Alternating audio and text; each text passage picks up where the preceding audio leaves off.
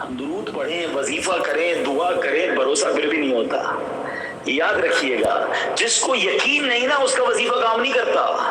پہلے بلیف تو لاؤ نا، پہلے یقین تو لاؤ. ہمارا حال یہ، ہم اللہ سے دعا مانگتے ہیں مگر دل کہہ رہا ہوتا ہے پتہ نہیں کبول ہوگی. حضرت ابو عبداللہ رسا رحمت اللہ تعالی نے اپنی کتاب تحفہ میں بھی نقل فرمایا. فرماتے ہیں کہ بغداد میں ایک شخص غریب تھا، حاجت مند تھا اور بال بچوں والا تھا. ایک دن وہ جب گھر گیا تو رات کے وقت اس نے دیکھا کہ بچے رو رہے ہیں اور وہ بچے بھوک کی وجہ سے رو رہے ہیں. اتنا غریب تھا کہ بچوں کے لیے کھانے کو بھی کچھ نہیں تھا.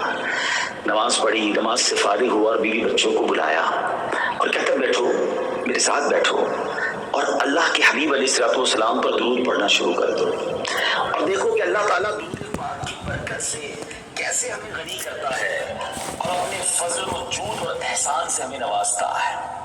وہ بچے، وہ گھر والے اس حالت میں کہ کھانے کو کچھ نہیں درود پاک پڑھنے لگے. تو اب وہ درود پڑھنے لگا. رات سویا، آنکھیں تو بند ہوئی، قسمت جاگ اٹھی. کونین کے والی نبی پاک صلی اللہ علیہ وسلم کا خواب میں دیدار ہوا اور آقا علیہ الصلوۃ والسلام نے تسلی دی اور فرمایا کہ جب صبح ہو تو اے میرے پیارے امتی فلاں مجوسی کہتے ہیں آتش پرست کو، آگ کی پوجا کرنے والے کو، اس کے پاس جانا، میرا سلام کہنا اور اس کو کہنا جو تیرے حق میں دعا کی گئی ہے وہ قبول ہو گئی ہے اور جو تجھے رب نے دیا ہے اس میں سے کچھ مال میں سے مجھے بھی عطا کر دے.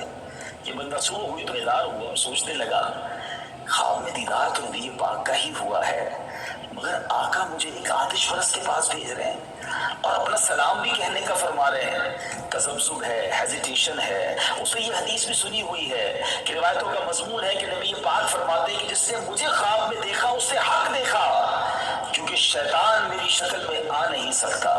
بہرحال اگلی رات ہوئی، پیارے آقا پھر خواب میں تشریف لائے. فرمایا میرا پیغام اسی کے لیے ہے، تم جاؤ اسے جا کر کہو کہ تمہارے لیے جو دعا مانگی گئی تھی وہ دعا قبول ہو گئی ہے اور جو تجھے اللہ نے دیا ہے اس مال میں سے مجھے بھی کچھ دے دے. وہ مجوسی کے بارے میں جب معلوم کیا گیا تو پتہ چلا وہ تو بڑا مالدار ہے، پورے شہر میں مشہور ہے. یہ بندہ ڈھونڈتے ڈھونڈتے اس کے گھر پہنچا. گھر میں بڑا رش لگا ہوا تھا، کافی سارے بزنس کمیونٹی کے لوگ آئے ہوئے تھے. بڑا تاجر تھا، کاروبار کرتا تھا.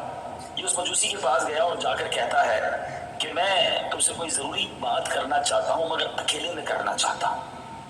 وہ جو مجوسی تھا آتش پرست، اس نے نوکروں کو حکم دیا کہ سب باہر چلے جائیں، تخلیہ کر دیا جائے. اب اکیلے میں یہ مرد صالح جو ہے اسے کہتا ہے تمہیں ہمارے آقا جناب محمد رسول اللہ صلی اللہ علیہ وسلم نے سلام ارشاد فرمایا. وہ کہتا ہے یہ کون ہے؟ کہا یہ ہمارے نبی ہیں. کہا تم جانتے نہیں میں تو مسلمان نہیں ہوں، میں نے تو اسلام قبول نہیں کیا اور میں ان کو جانتا بھی نہیں، انہوں نے مجھے سلام کیسے فرمایا ہے؟ اس کا صرف سلام نہیں فرمایا، یہ بھی فرمایا ہے کہ تمہارے لیے جو ایک دعا مانگی گئی تھی وہ قبول ہو گئی ہے اور تمہیں جو اللہ نے مال دیا ہے اس میں سے مجھے کچھ دے دو. مجوسی کہتا تمہیں معلوم ہے وہ دعا کیا تھی؟ کہتا نہیں مجھے تو نہیں پتا کیا دعا تھی. کہا چلو میرے ساتھ. ہاتھ پکڑ کر کمرے میں لے کر گیا اور اسی کے ہاتھ پکڑ کر کہتا ہے پہلے مجھے کلمہ پڑھاؤ، میں کلمہ پڑھ کر مسلمان ہونا چاہتا ہوں. رائٹ اوے اشہد ان لا الہ الا اللہ واشہد ان محمدا عبدہ ورسولہ. وہ کلمہ پڑھ کے مسلمان ہوا. اب اس نے اعلان کیا جتنے لوگ اس کے گھر میں موجود تھے کہ اے لوگوں مجھ سے کاروبار کرنے والوں سن لو، آج میں نے کلمہ پڑھ لیا ہے، میں مسلمان ہو گیا ہوں. تم میں سے جو مسلمان ہوتا جائے گا اس کا تو مجھ سے کاروبار رہے گا، جو مسلمان نہیں ہونا چاہتا آج سے میرا تمہارا کاروبار بند. سارے لوگ جو تھے اس کے چاہنے والے تھے، اس کے پیسوں سے کاروبار کرتے تھے. اکثریت نے کلمہ پڑھ لیا، مسلمان ہو گئے. کچھ لوگ ایمان نہ لائے، اپنا مال واپس لوٹا کر وہ چلے گئے. اب اس نے اپنے بچوں کو بلایا، پہلے اپنے بیٹے کو بلایا، کہا دیکھ بیٹا میں مسلمان ہو گیا ہوں، اگر تو مسلمان ہوگا تو میرا بیٹا، ورنہ آج سے میرا تیرا کوئی تعلق نہیں. بیٹا کہتا ہے بابا جان جب آپ اس راہ پر آ گئے میں بھی کلمہ پڑھ کے مسلمان ہوتا ہوں. بیٹی کو بلایا، کہا بیٹی میں مسلمان ہو گیا ہوں، اب تمہارا کیا ارادہ ہے؟ اگر تم مسلمان ہوتی ہو تو میری بیٹی، ورنہ ہمارا کوئی تعلق نہیں. یاد رہے مجوسیوں کا ایک اصول ہوتا ہے کہ بیٹا اور بیٹی یعنی بھائی بہن کے درمیان شادی کی جاتی ہے. تو اس بھائی بہن کی بھی کچھ دنوں پہلے شادی ہوئی تھی. بیٹی کہتی بابا جان جب سے بھائی کے ساتھ شادی ہوئی ہے ایک بار بھی قربت نہیں کی، مجھے ویسے ہی اس سے بڑی جو ہے وہ کوفت ہوتی تھی मुसलमान होती हूँ। अच्छा, वो जो बंदा पैगाम लेकर गया वो हैरान, कहता है पहले मेरी तो सुनो, मुझे तो बताओ ये माजरा क्या है, वो कौन सी दुआ थी, वो कौन सी बात थी कि मैं तो सिर्फ आकर पैगाम लाया हूँ और तुम सारे धड़ाधड़ मुसलमान होते चले जा रहे हो, पहले मुझे बात तो बताओ। अब वो कहता है मैं बताता हूँ वो दुआ क्या थी। माजरा ये है कि मैंने कुछ दिनों पहले अपनी बेटे और बेटी की शादी की। हमारे यहाँ बेटे बेटी की शादी होती है, मजूसी कहता है। आधे शहर को दावत थी, बड़ी आलीशान मैंने दावत की, खूब खाने खिलाए। जब थक हार कर मैं अपने घर की छत पर जाकर लेटा तो मेरे घर के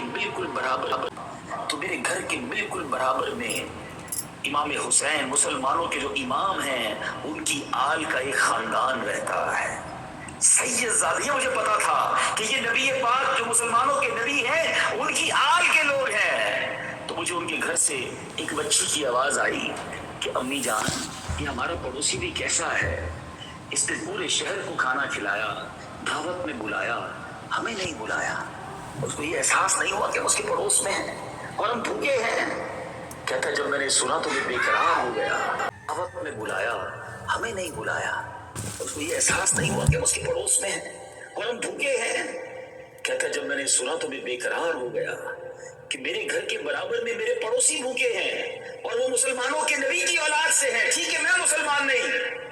फौरन उसने क्या किया, खाना पैक करवाया, अपने घर वालों से पूछा कि बराबर में बच्चियां कितनी हैं। कहा कि उनके घर में 3 शहजादियां हैं, 3 आले रसूल बच्चियां हैं। 3 बच्चियों के लिए जोड़े निकाले, कपड़ा निकाला, खाना निकाला और अपनी नौकरानी के जरिए भिजवा दिया। फिर छत पर चला गया तो अब उन बच्चियों की खुशी की आवाज आ रही है। वो बच्चियां कहती हैं अम्मा जान, हम इनका खाना कैसे खा लें, ये तो मजूसी है, हमारा मुसलमान तो पड़ोसी नहीं है। तो कहा ऐसा करते हैं कि खाना खाने से पहले, उसके तोहफे को कबूल करने से पहले हम अल्लाह की बारगाह में दुआ करते हैं। पहले तो ये दुआ करते हैं कि अल्लाह हमारे मजूसी पड़ोसी को ईमान नसीब कर दे। अल्लाह हमारे नाना जान की बारगाह में सिफारिश करते हैं कि या रसूल अल्लाह, हमारे पड़ोसी ने हमारी मदद की है, क़यामत के दिन आप भी उसकी शफाअत कीजिएगा। वो मजूसी कहता है उस दिन से वो दुआ मेरे कानों में गूंज रही थी और आज तुम ये पैगाम लेकर आए हो कि नबी पाक ने मुझे सलाम भेजा है और उन्होंने फरमाया है कि मेरी दुआ कबूल हो गई है, इसलिए मैं फौरन मुसलमान हो गया। आज मुसलमान हो गया हूँ और मुझे उम्मीद है उन बच्चियों की दुआओं के सदके क़यामत के दिन नाना जान की शफाअत भी मुझे नसीब हो जाएगी।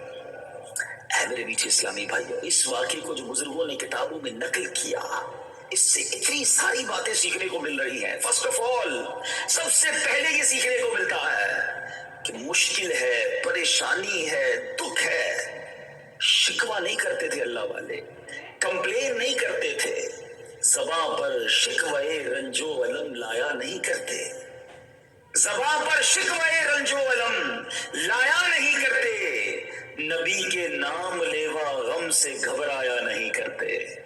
तो वो हालांकि नेक थे मगर अल्लाह की बारगाह में कंप्लेन नहीं थी। हल क्या निकाला कि चलो मिलकर दुरूद पढ़ते हैं, और ये हल हदीसों में मौजूद है। नबी पाक सल्लल्लाहु अलैहि वसल्लम का फरमान है, तुम में से कोई मुसलमान किसी परेशानी में और मुसीबत में हो, खुलासा हदीस है, तो उसे चाहिए कि कसरत से दुरूद पढ़े कि दुरूद परेशानियों और मुसीबतों को ले जाता है। और कैसी मुसीबत टली, कैसा मामला हल हुआ।